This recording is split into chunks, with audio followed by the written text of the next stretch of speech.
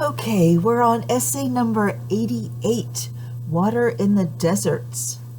All right, so this essay is in a great big book of essays called American Miscellany.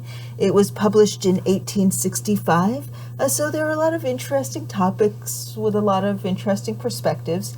We just finished essay number 87, that was on Eskimo Indians, and we're now here on page 216 with essay number 88, Water in the Deserts. And also a little note, I found this little, I guess it's a little bookmark now, but it's the corner of one of these pages, obviously. So I'm curious to see, so I haven't found an empty corner yet as we've been reading.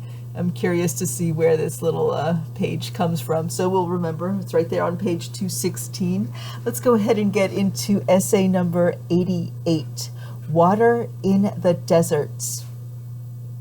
A cheap and convenient mode of procuring water is adopted in some places where the sinking of wells would either be too expensive or, from the great depth, quite impracticable.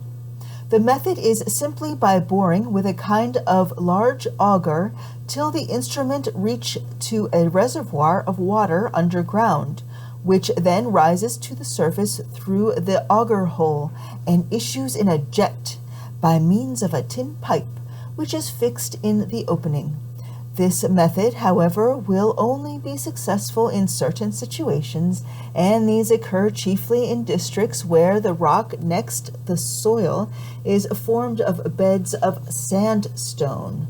When these beds lie sloping upon one another, water oozes into the soil at their upper edges and continues trickling down between the layers and gathering by the same process from different quarters, till it runs along in some of the interstices in a constant but slow current.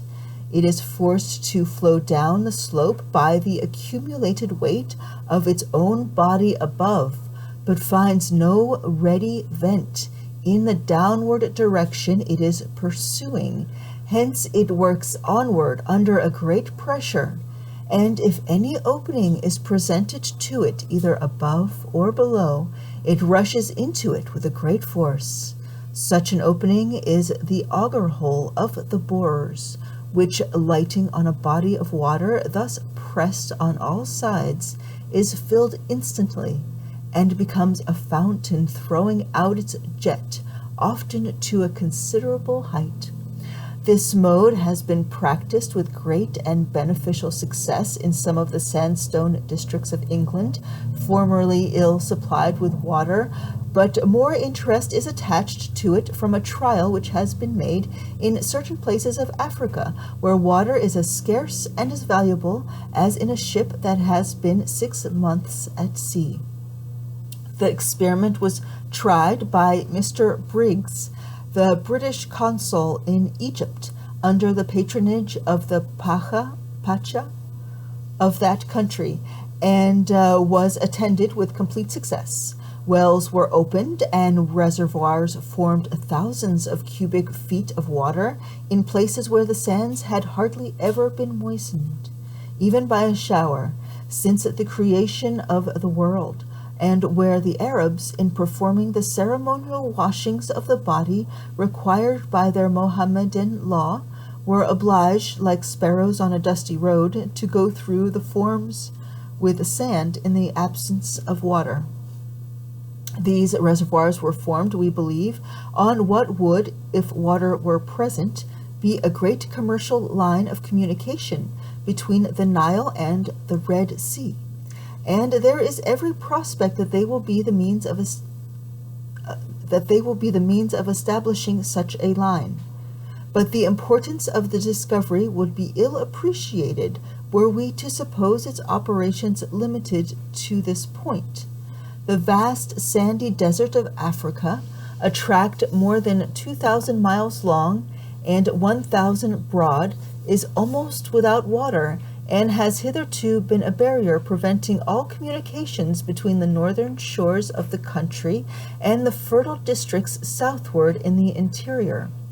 This region is everywhere filled with districts presenting the same kind of formation of rocks, as that in which water has been so easily procured elsewhere, and there is hence the prospect that wells may be opened on the route from Tripoli to Fezzan, Bornu, and Timbuktu, on a road which is now covered with the bones of thousands who have died from want of water in attempting to pass it.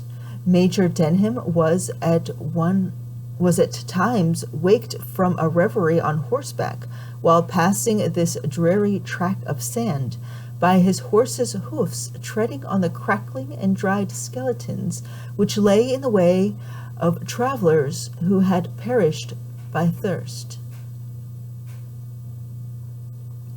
The probability of finding water by boring on this route is increased by the opinions current among the natives, who believe that there is here what they call an underground sea, and that it is only on the surface that drought prevails. There is, besides, no doubt that the same kind of structure exists here which has furnished water in other places, and it is more than likely that wells might be found, not only for supplying travelers, but for carrying on cultivation. This simple discovery, therefore, may, in process of time, have an effect as powerful upon the torrid districts of the earth as any of the great inventions of modern times have produced in Europe. It is only the want of water which leaves the central parts of both Arabia and Africa in the state of deserts. If the soil were duly moistened, it would be as fertile as other parts of the tropics, and there is much reason to anticipate that, when this process comes to be understood and valued as it ought, many portions of the desert will become so. It is an agreeable idea to anticipate that an apparently trifling discovery originating from the geological science of England may be the means of raising up new corn islands in the African sands, and conferring on the wandering Bedouin many of the blessings of civilization.